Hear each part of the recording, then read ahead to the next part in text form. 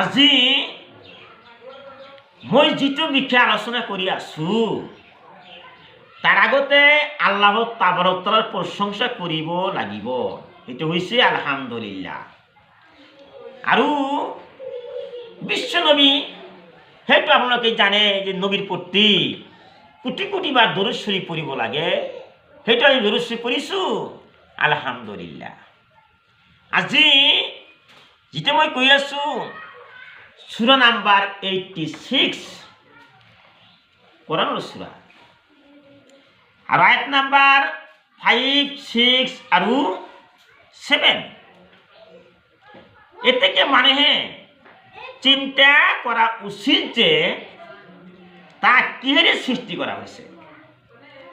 এই কথার ভিতৰত একটা রহস্য গুরুত্বপূর্ণ আছে। কি আছে? আগতে মানুহৰ কোনো ছবি নাছিলে, এই বিশ্বর জমিনত কোনো মানুহৰ সৃষ্টি হোৱা নাছিল। এনেকুৱা এজন সৃষ্টিকৰ্তা নাই, এনেকুৱা পণ্ডিত নাই, এনেকুৱা মানুহ নাই যে মাকৰ গৰ্ভত মানুহৰ সৃষ্টি কৰিব পাৰে। গতিকে আল্লাহ তাবারক তাআলা প্রশ্ন করিছে, সুধিছে, হে বিশ্বর মানুষ, হে বিশ্বর নবী, তুমি চিন্তা করা, মানুহ তোমালোকে চিন্তা করা, তুমি কিহেৰে সৃষ্টি হয়েছে, তুমি কি আছিলা, আগত তুমি কি আছিলা, তোমার ছবি নাছিলে, কেনেকৈ মাকৰ গৰ্ভত তুমি সৃষ্টি হয়েছে, সেই কথাখিনি কিয় পাহৰি গৈছা, সেই কথাখিনি আমাৰ আল্লাহ তাআলা ক'বলৈ বিচাৰিছে। কৈছে তাক সৃষ্টি করা হয়ে দ্রুত গতিত নির্গত হওয়া পানিরে যিটো নির্গত হয় মেরুদণ্ড আর বুকুর মাঝর পৰা। মানে কিহেৰে সৃষ্টি হয়েছে? এক ফোঁটা পানি, এক ফোঁটা বীর্য, হ্যাঁ তাই দেখি কৰিছে মানে সৃষ্টি হয়েছে মাকৰ গৰ্ভত। হ্যাঁ কেনেকৈ সৃষ্টি আল্লাহ কৰিলে সেই কথাখিনি মনত ৰাখিব লাগে। ইমান শক্তিশালী আল্লাহ মানুহ সৃষ্টি কৰিব পাৰে।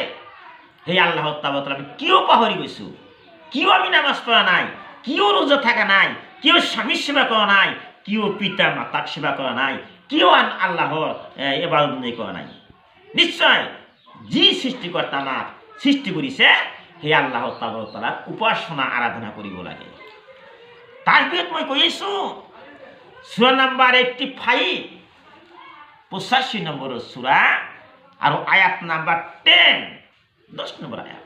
বন্ধুসকল, নিশ্চয় যিসকলে মমিন পুৰুষ আৰু মমিনা নাৰী বিপদাপন্ন কৰিছে তাৰ পিছত তওবা কৰা নাই, সিহঁতৰ বাবে আছে জাহান্নামৰ শাস্তি আৰু সিহঁতৰ বাবে আছে দহন যন্ত্ৰণা।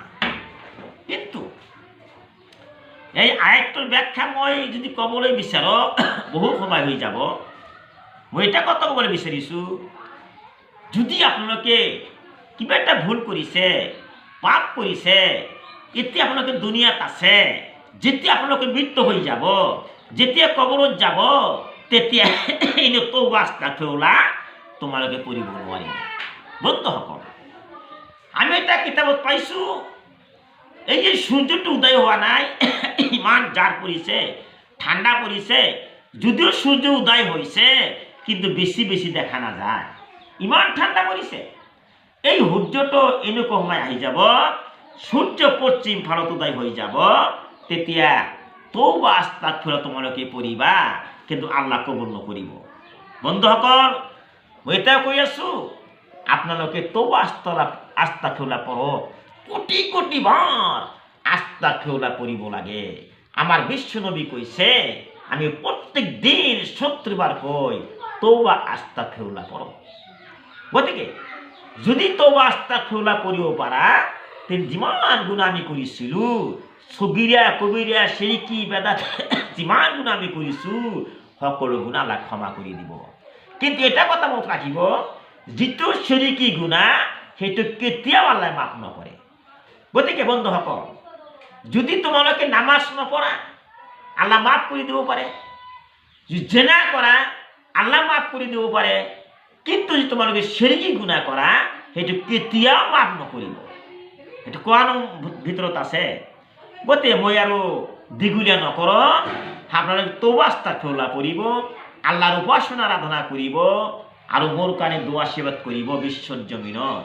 মই যে অসমত বসবাস কৰি আছোঁ, মোৰ যে দেশৰ নাম ভাৰত, মোৰ ৰাজ্যৰ নাম অসম, মই যে বসবাস কৰি আছোঁ, ভিডিঅ' বনাই আছোঁ, যদি কিবা ভুল ত্ৰুটি হৈ থাকে আপোনালোকে মোক কমেণ্ট কৰিব, লাইক কৰিব, শ্বেয়াৰ কৰি মোক জনাই দিব।